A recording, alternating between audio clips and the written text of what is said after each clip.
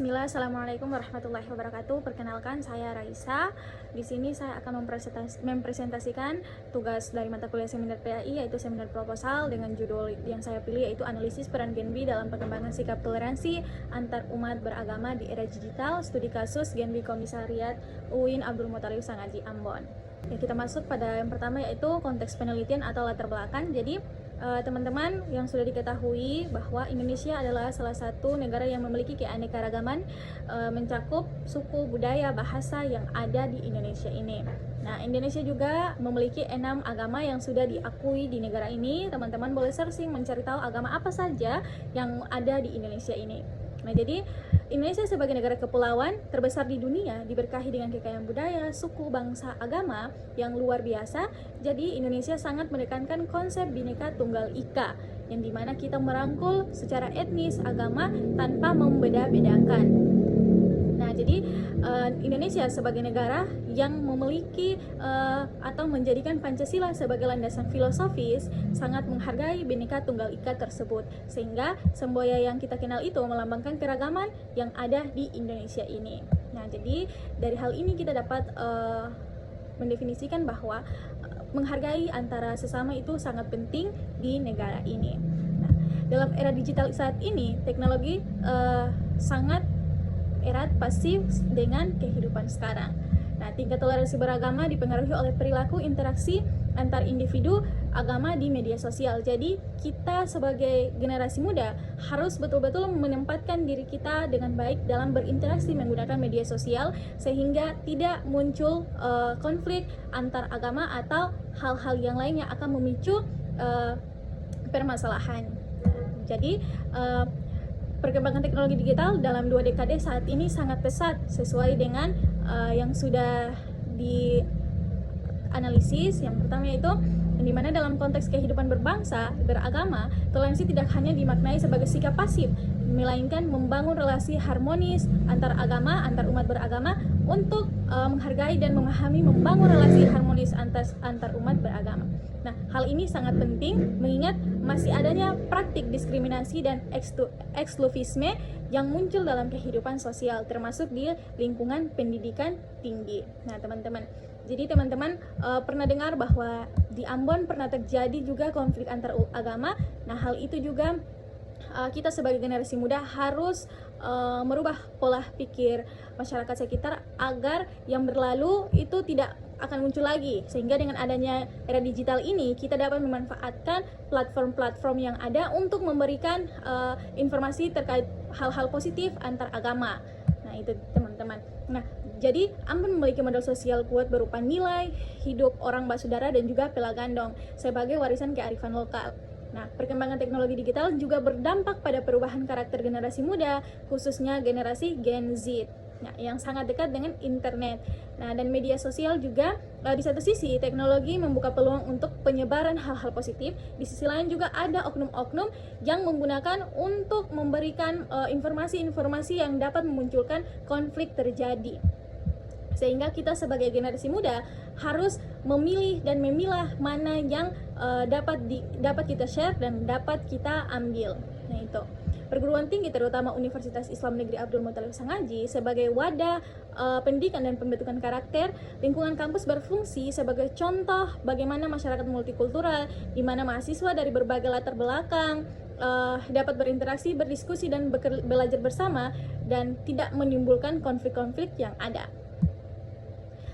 Ya, dari berbagai latar belakang yang ada, diharapkan mahasiswa tidak hanya berfungsi sebagai agen intelektual, tetapi juga menjadi agen perubahan. Nah, agen perubahan yang dimaksud yang seperti tadi sudah saya sampaikan, tetapi juga mereka itu menjadi menjadi agen-agen perubahan yang menerapkan toleransi dan moderasi beragama serta saling menghargai perbedaan. Universitas Islam Abdul Muthalib Sangaji memiliki keberadaan di mana dapat mengembangkan penguatan moderasi beragama sesuai PMA nomor 18 tahun 2010 yang dimana sudah ada ditetapkan. Jadi keberadaan Gen B Komisariat UIN di kampus ini menjadi penting karena anggotanya hidup di tengah-tengah masyarakat yang pasca konflik. yang sedang merawat damai. Nah, sehingga peran Gen B juga sangat penting dalam masyarakat agar dapat memberikan hal-hal positif untuk menghilangkan opini-opini terkait bahwa konflik perbedaan agama itu tetap selalu ada di Maluku ini. Nah, kemudian juga generasi baru Indonesia Gen B merupakan komunitas mahasiswa penerima beasiswa Bank Indonesia yang tersebar di berbagai perguruan tinggi. Salah satunya yaitu di Universitas Islam Abdul Muthalib Sangaji Ambon.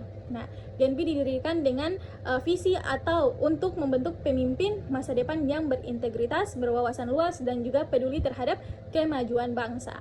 Selain fokus pada peningkatan kapasitas, Gen B juga sangat penting berfokus kepada intelektual dan soft skill. Gen B juga aktif dalam berbagai program-program pengabdian yang berkaitan dengan masyarakat yang bertujuan untuk meningkatkan kualitas hidup dan mempromosikan nilai-nilai positif.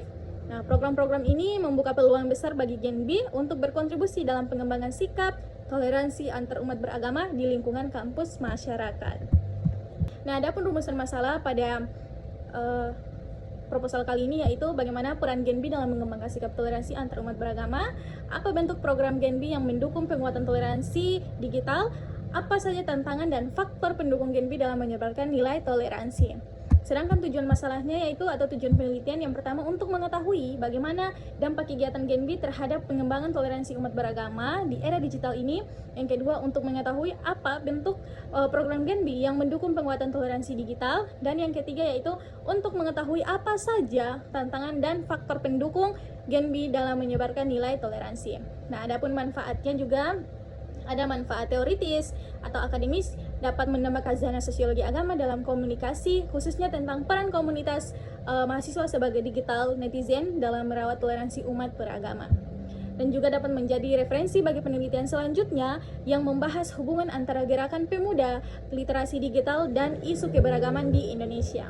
Sedangkan manfaat praktisnya, untuk manfaat praktisnya yaitu bagi Gen B Komisariat tersendiri, hasil penelitian ini dapat dijadikan sebagai bahan evaluasi komisariat dan dasar penyusunan program kerja yang lebih terarah untuk isu toleransi digital, termasuk jadi pijakan SOP atau membuat SOP konten toleransi di medsos Gen B. Ada juga untuk Bank Indonesia di mana dapat memberikan masukan strategis untuk penguatan pilar Agent of Change Gen B agar nilai kebangsaan tidak terhenti di seminar saja, tapi terwujud dalam aksi digital yang terukur. Nah, setelah itu bagi pembina dan dosen. Nah, jadi data ini juga dapat digunakan sebagai merancang modul pelatihan influencer toleransi digital bagi anggota Gen B. Sedangkan untuk manfaat sosialnya yaitu mendorong peningkatan literasi toleransi digital di kalangan mahasiswa dan pengikut akun medsos Gen B sehingga mampu memilih informasi dan tidak mudah terprovokasi hoaks sara. Nah, dan yang terakhir yaitu memberikan contoh praktik baik bagi komunitas mahasiswa lain tentang cara memanfaatkan platform digital bagaimana sehingga mampu menggunakannya dengan baik dan berkontribusi menjaga kerukunan umat beragama di daerah Maluku, khususnya di daerah Maluku, dengan memanfaatkan jaringan Gen B tersebut yang ada di kampus. Selanjutnya yaitu kita masuk pada landasan teori pengertian toleransi antar umat beragama. Nah, teman-teman, secara etimologi, istilah toleransi dalam KBBI berarti bersikap toleran, mengenali, mengizinkan, memungkinkan, pendirian pendapat, keyakinan, dan juga kebiasaan perilaku. Nah, jadi artinya kita dalam penerapan sikap toleransi yaitu saling menghargai antara perbedaan yang ada setiap individu, tidak menjudge dan juga tidak memihak ke yang agama lain. Nah, jadi dengan adanya toleransi ini hidup kita itu bakal tenang, damai, karena dengan adanya toleransi tidak ada konflik yang terjadi. Nah, kemudian toleransi berasal dari bahasa Latin yaitu kata tolerar yang memiliki arti menahan, menanggung, membentahkan, dan tabah atau biasa disebut dengan sabar. Nah, itu untuk pengertian bahasa Latinnya. Artinya, toleransi adalah sikap yang sangat penting dalam kehidupan bermasyarakat, karena dengan toleransi kita bisa hidup berdampingan dengan orang-orang yang berbeda agama, budaya, dan pandangan hidup. Toleransi juga berarti tidak memaksakan kehendak orang lain atau kehendak kita kepada orang lain. Nah, selanjutnya itu pengertian era digital. Nah, untuk pengertian era digital, di mana era digital adalah suatu era atau zaman yang sudah mengalami kondisi perkembangan kemajuan dalam ranah kehidupan ke arah yang serba digital. Digital juga hadir demi menggantikan beberapa teknologi masa lalu agar bisa lebih modern dan juga lebih praktis. Nah, dengan adanya teknologi ini dapat memudahkan semua orang untuk melakukan komunikasi dan mencari informasi terkait hal apapun secara cepat. Namun, hal ini juga dapat disalahgunakan oleh oknum-oknum yang menggunakan media ini untuk membuat konflik-konflik, terutama konflik antar agama. Sehingga kita sebagai generasi baru agar kiranya menggunakan platform ini atau media ini untuk memberikan informasi-informasi yang baik sehingga tidak terjadi konflik-konflik yang akan datang. Ya, selanjutnya itu pengertian Gen B. Nah, pengertian Gen B, sepanjang sejarah generasi muda Indonesia selalu memiliki posisi khusus dalam perjalanan bangsa ini. Mulai dari Sumpah Pemuda, proklamasi kemerdekaan hingga reformasi, tidak lepas dari kontribusi langsung pemuda dan pemudi bangsa. Generasi baru Indonesia atau Gen B adalah sebuah wadah bagi mahasiswa terbaik penerima beasiswa Indonesia. Sisi pengembangan Gen B menjadi frontliner, agent of change, dan future leader. Nah, Gen B sendiri adalah salah satu bentuk nyata dari pelaksanaan program sosial Bank Indonesia untuk meningkatkan kualitas mahasiswa sebagai generasi penerus bangsa ini. Jadi, untuk Gen B tersendiri dibentuk pada tahun 2011 dan untuk Gen B Maluku 2014 serta Gen B Komisariat UIN pada 2019. Jadi teman-teman, selanjutnya yaitu kita masuk pada metode penelitian. Metode penelitian yang digunakan di sini jenis pendekatan penelitian yaitu penelitian kualitatif. Kenapa penelitian kualitatif? Yaitu karena dipilih untuk bertujuan memahami, memaknai makna tentang peran Gen B dalam mengembangkan sikap toleransi di era digital ini.